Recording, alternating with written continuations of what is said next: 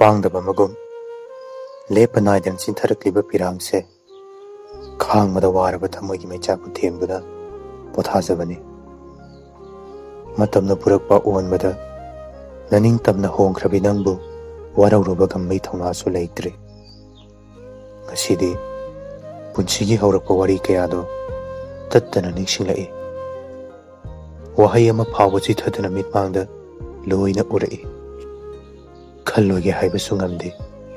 khalluragasu thamoiba wahalli khanghaude mittagi pi hekta tarai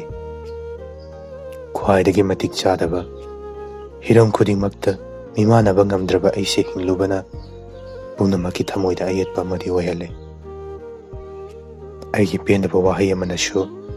nangi thamoi kainaba oire aise leiramdabana hena fare hinglamlabasu wakhal choiraba angawba moina hinglamlabadi nungsiba masa khanglamlo thamoi su palamlo maduna kanada su yelamlo nangna khangbidraba aigi phongdofam khangdraba awabase kanala su tamthoglaroi marol thokdraba sebang thaksida mit ki pisiga lonana punsigi oina laikhrasano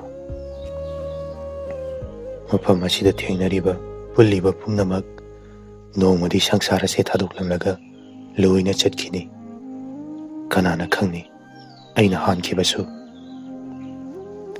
aina nangbu wahanduna talai kafanduna tasulai pumnamak thamoi sena nungsibagi magunnani asuk sauba sangsara se aigi mita ngasidi kanasu uraktre asiba kauba laiduna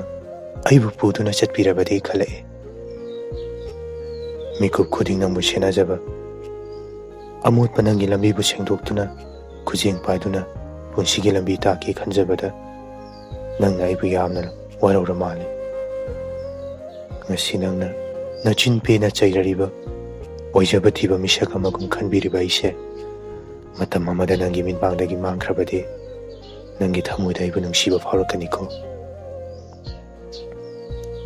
maithongi kurangbanda fajaba thumduna asengba thamoibu masak khangbikidrabasu hayeng aina nangi nanaktagi yamna lapna chatkraba matungda nangna ibu uningna thirakpa mikupta nangi thamoida phaurakpa chainaduna nungsibagi asemba kutamoi haurasanu lemjadaba baksadaba tuna igi sarukni koijadaba magi ining tamna haijaba wahai singdo ngasidi yamna ikairai aigi thamoigi senglaba nungsibabu